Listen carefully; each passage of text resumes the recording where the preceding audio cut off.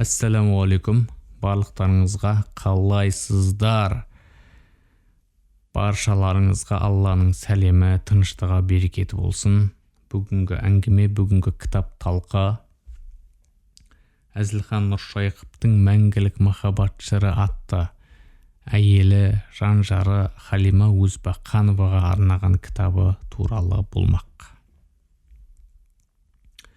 Кітап керемет.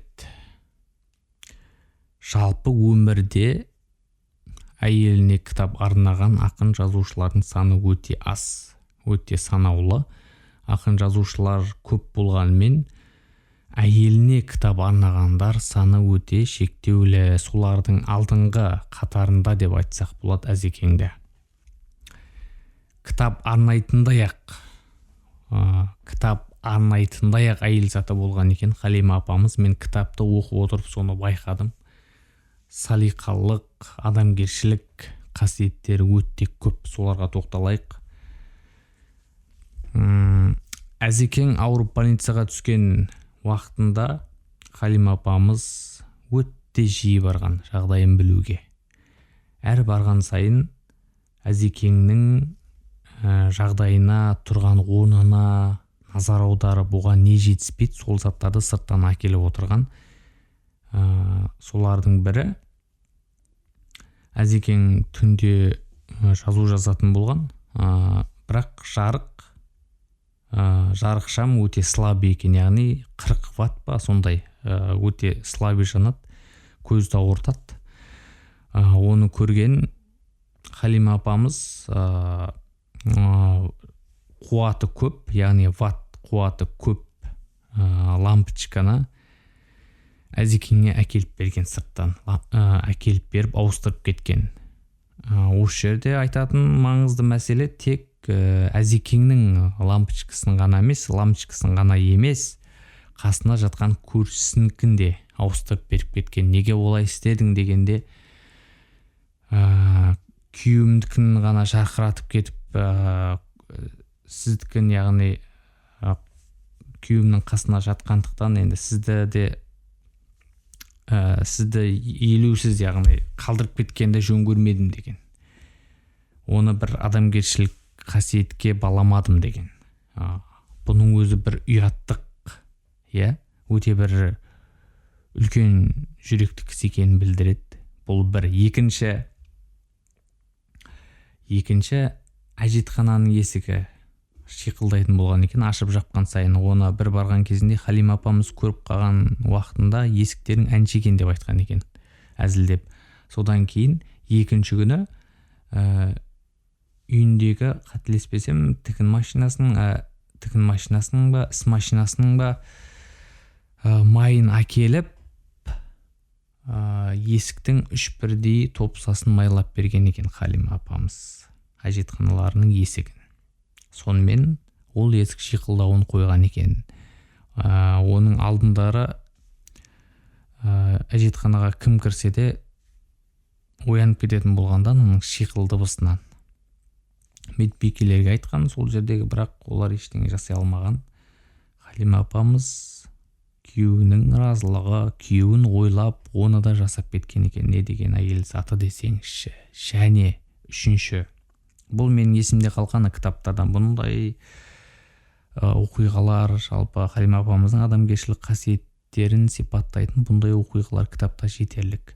Үшіншісі, қара су құятын, ол жерде ыдыс жоқ екен. Халима апамыз оны да сырт жақтан сатып әкеліп, графинді Әзекеңе беріп кеткен. Әзекең ол больницадан жазылып, емделіп шыққаннан кейін графинді салайын деп жатқан кезінде, өзімен бірге алып кетейін деп жатқан кезінде, Халима апамыз қой, тастап кет, сенен кейінде қаншама адамдар келеді, сол кісілерге керек болады деп айтқан екен. Әзекең бұны да еске алып, естелік ретінде кітапта жазған.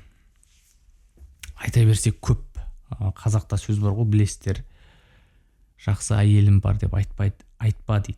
Жақсы әйелім бар деп айтпа, ауыр науқасқа шалдықпай тұрып дейді. Яғни ауырмай тұрып, жақсы әйелім бар деп айтпа деген. Қазақ ата-бабамыз әрбір сөзді тауып айтқан, адам ауырған кезде, сынаққа душар болған кезде жан жағындағы адамдардың кім екенін біледі.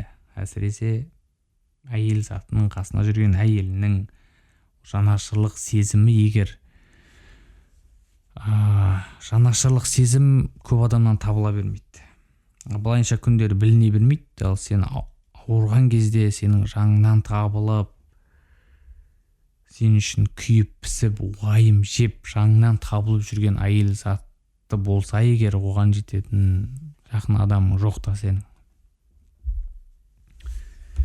Өйткені қатты ауыр науқасқа шалдыққан, жаман ауруға шалдыққан деген секілді бір-бірін тастап кетіп жатқан отбасылар бар.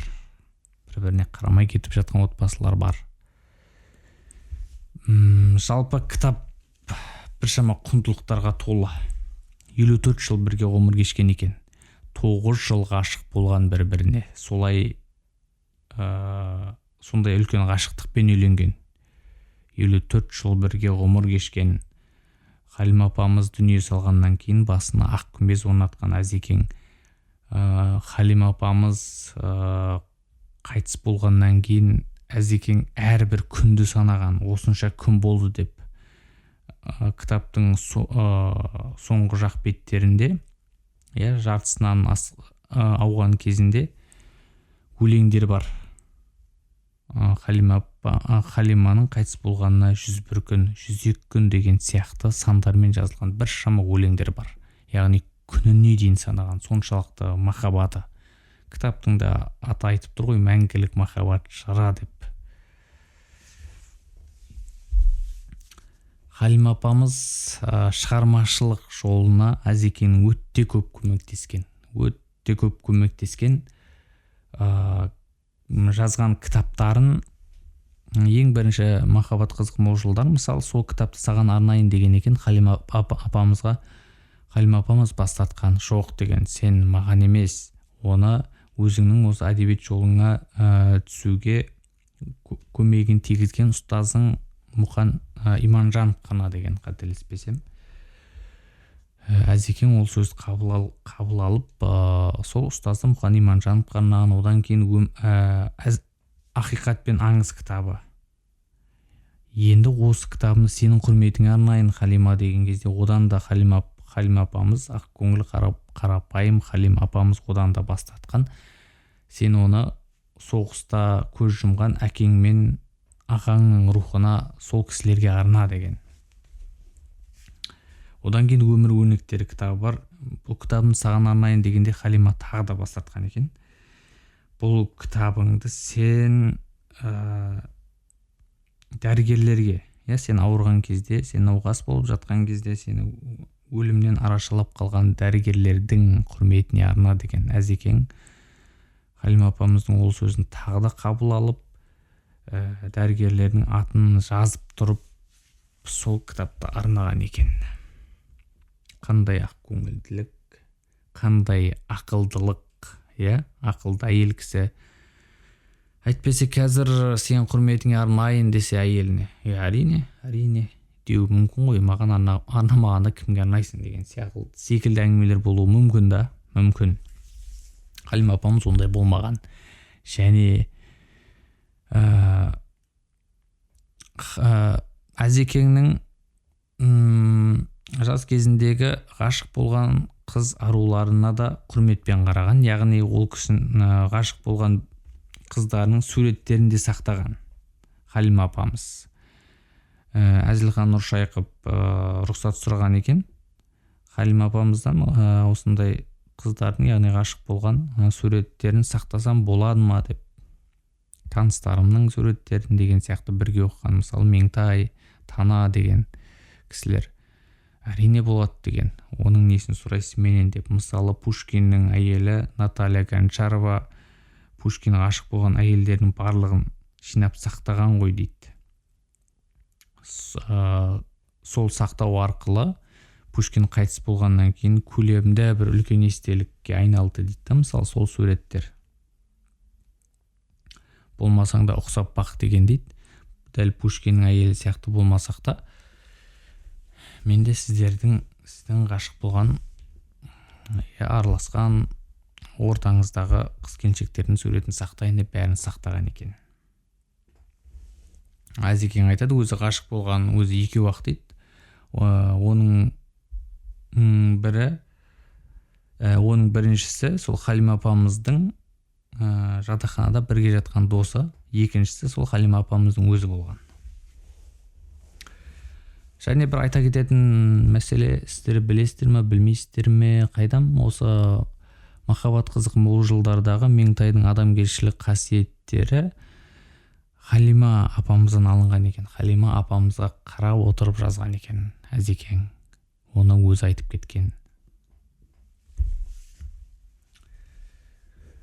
Тағы да не қалып кетті айтылмаған сөз көп негізі. Мен бір оқығанда 3-4 кітапта қатар оқығандықтан кейбір мағлұматтарды ұмытып қалуы мүмкін.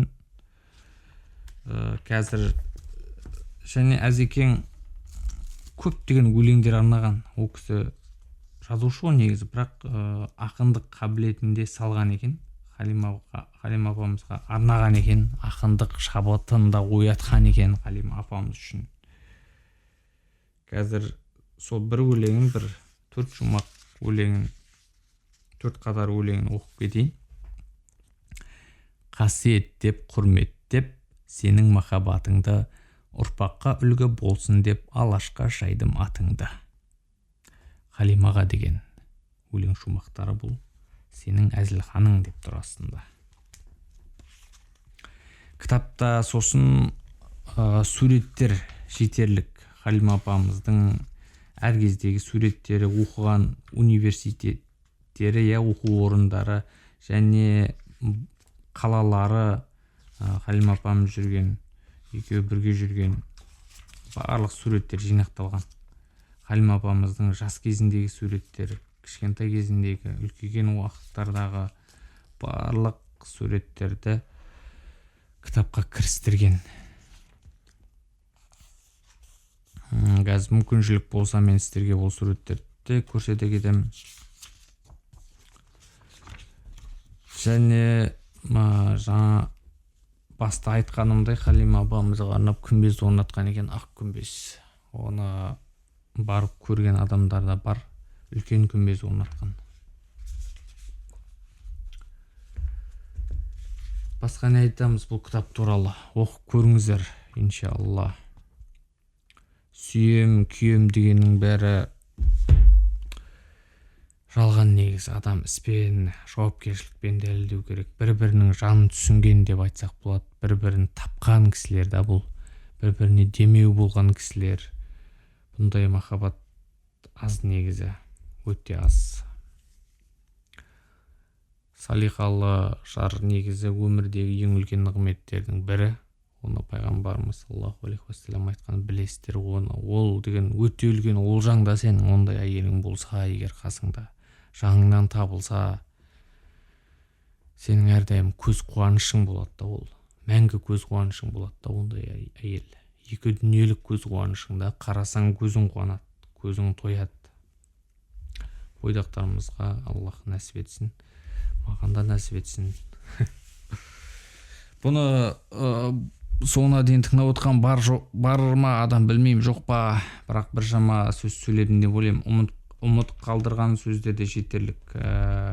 Бұл кітаптан бір шама үзінділерді мен бұның алдындары да оқып YouTube арнама салғам, қарап көрсеңіздер болады. Қалған әңгіме кейін. Баршаңызға Алла разы болсын, кітап оқып жүрейік.